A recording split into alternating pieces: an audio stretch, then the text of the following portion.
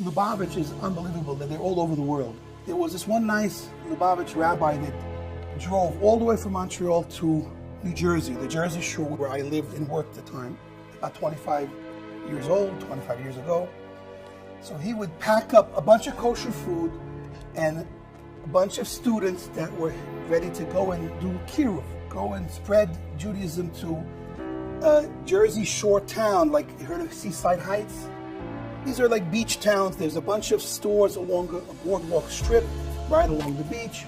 Pizza place, arcades, t-shirt shops, there's rides, people go on rides. Very interesting place. So that's where my family had a business and where I worked in the summers. And so this rabbi came with a crew of students and a bunch of food, rented a hotel and actually had a Shabbaton in this beach town, Wildwood, New Jersey. There were like about 200 Jewish people working on this boardwalk. Israeli, some from Canada, some from America. So he came and spread out during the day on Thursday and Friday and spoke to all of the people and invited everybody to the Shabbos meal.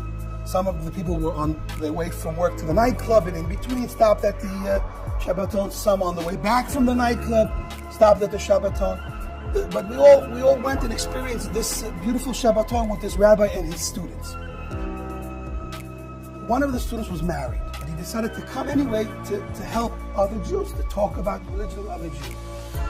On Friday, this married student, together with some single students, went all across the boardwalk, talking to all of the Jews, Jewish women, Jewish men, and invited them all to the Shabbaton, of course, put on tefillin on many of the Jewish men. That's what they did on Friday. Now, fast forward after this wonderful Shabbaton, it's Saturday night. Saturday night is a big party night. So some of the students were very anxious to go back on the boardwalk and walk around Saturday night on the boardwalk. A very interesting conversation that I overheard, eavesdropped actually. So he was talking with a few of the students. These students are saying to the married guy, let's go, come with us, take a walk on the boardwalk Saturday night. He's like, are you crazy? Why would I go on the boardwalk Saturday night? Why would I go on the boardwalk? When we came on Friday and there was what to do, talk to Jews, put on tefillin, so we went to do the mitzvah. But to just go walk on the boardwalk on Saturday night, there's no reason to go. Women are dressed immodestly. Of course I'm not going. My whole life was spent on that boardwalk. Now imagine to hear a person say that the boardwalk is a place that I'm not even allowed to be on was a heavy dose of reality. I'll be honest, it was too heavy of a dose for me to swallow and said, you're wrong, because it was too extreme of an idea for me to embrace. Sometimes there's a light that's so bright that it blinds you and it's darkness to you because it's such a high level of truth that it's too much truth and to you that's darkness. When we try to understand the ways of the righteous, the ways of the tzaddikim, and even the ways of the Torah, sometimes we're so far away from truth that Torah looks black. We're called the people in the black, the Haredim. Sometimes when we look at a Haredi lifestyle, a very extremely religious and pure and holy lifestyle, it seems like darkness to us because we're not close enough to see the light, to see the beauty. And that's what happened to me in that story. It was too much for me, and I said, no, this can't be what Hashem wants.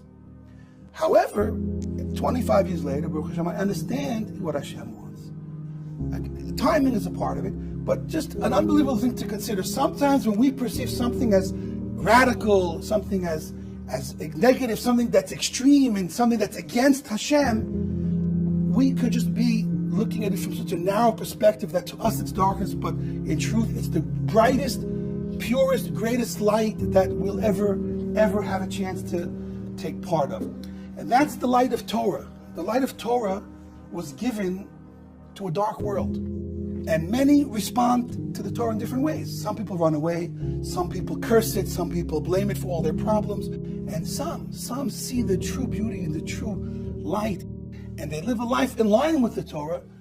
They get heaven on earth. And the truth is that if people will look at the truth of Torah with unbiased eyes, they will see that the people live a better life, a blessed life, a wholesome life, a healthy life. You could talk to rabbis that are big philosophers. I say skip all that. Just go to a Shabbos table and look at the children sitting around the table. Look in their eyes. Talk to them. You will see the most amazing, happy, simple, good-hearted children in the world. That's what I saw coming to the religion as a single person going to people's houses for Shabbat. And that tells an important story. Because in the end of the day, what is life all about? We're going to raise a family one day, and in the end, we're going to direct that family in some direction. Or we're just shooting darts in the air. We don't know where we're sending our children. We have to know where we're going so we can send them in the right direction. So one test of truth, which beats all the philosophy tests, is look at the family dynamic. Look at the children. Look at the beauty in the Jewish home, the serenity, the blessing, the contentness, the humility,